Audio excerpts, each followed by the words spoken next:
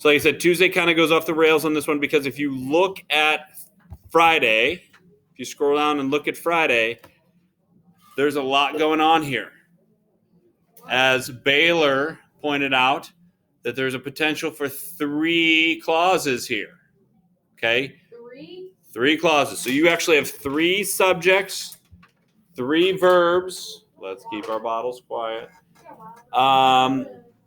So our bank says that exactly. We have 3 subjects, 3 simple subjects.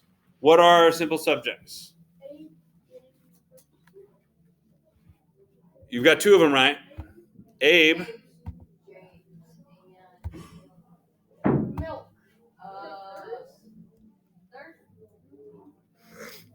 It's supposed to be caveman talk, right?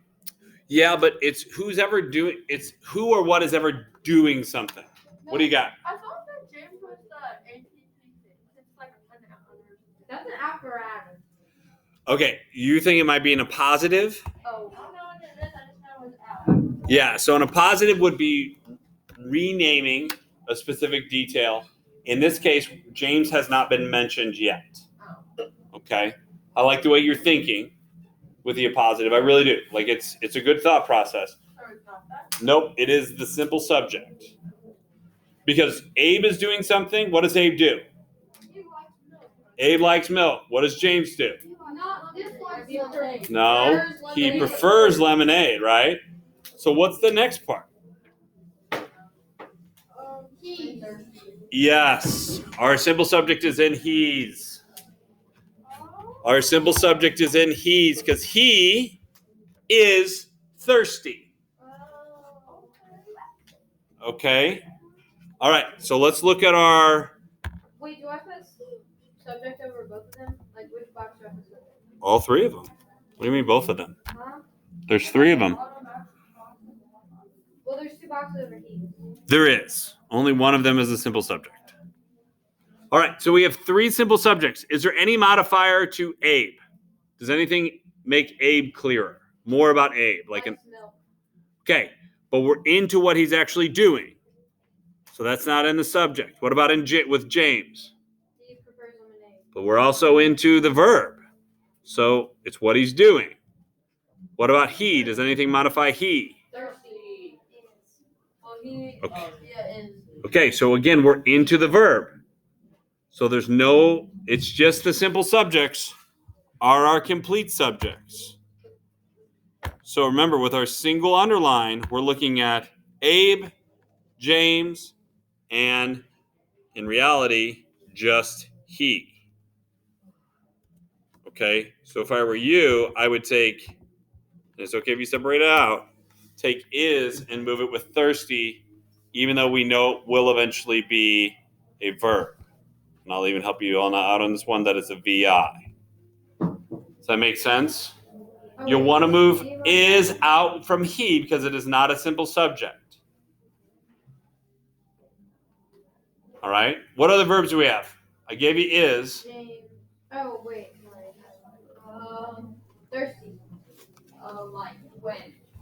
Wait. Well, we identified the verbs on Monday, so look back. Prefers. Prefers is one. Likes. Likes is the other. What about? Our likes and prefers, well, is the other one. Okay, so likes and prefers are verbs. Are they VI or VT? Wait. Why are they VT, Baylor? It does mean transitive, but That's how I remember it. Like, transition. I don't know.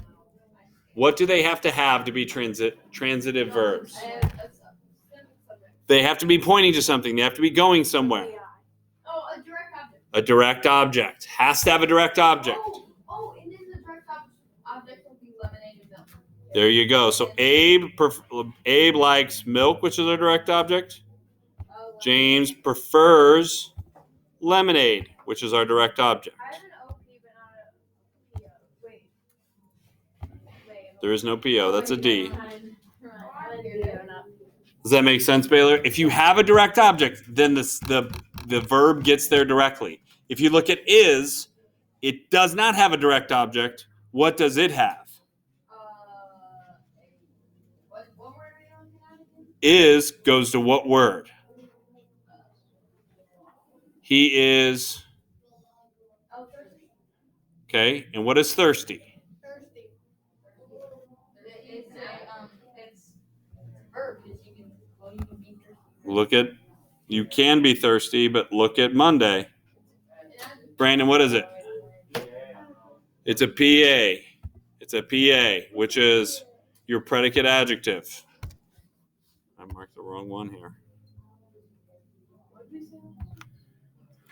Like I said, this is where the English language gets difficult. Right? When you get into more complex sentences, the English language gets harder.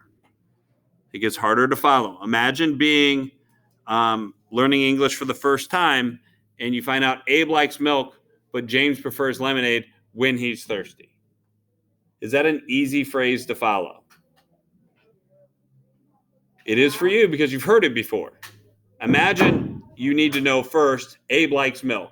But then there's this person named James, who no one's told me anything about, that prefers lemonade, but only when he's thirsty. How would they not be able to follow along? They know James and Abe are two different names. Do they? Yeah. If you're learning the English language for the first time? What about the names Raul and Courtney? But they say that stuff in other languages too. They say lemonade, likes, prefers, and milk in other languages. They don't have other names for that? Yes, they say that, but they say something else. And they have a different sentence structure entirely. They say something that means the exact same thing. But it's a different word, Kingston. But it's still the exact same. It's still the exact same thing. Ooh, time out. Do you guys honestly believe that someone that comes from Mexico or Russia will automatically know English? Yeah. No. Are you a dunce? What's that mean? Like it's a different language, Kingston. What are you on? Someone tells you how to do it, then you do it. Oh, because that's what you do. Yes. When someone tells you to do something, you just do it? Kingston, if you could stack the cow manure any higher in here, you would be drowning. I can't. You're not that tall, so it wouldn't have to be too high. What does that mean? I don't know. It means I'm smart. Yes, it does. All right, so what are we double underlining? The rest of it. Likes milk, but oh, my back. So this is what I'm hearing, as you all were kind of blurting. Our double underline. It's not everything else. Because but and when are not in a complete predicate. Just leave them out. You haven't underlined anything. Oops. Okay. DGP Tuesday. Any questions? Any concerns?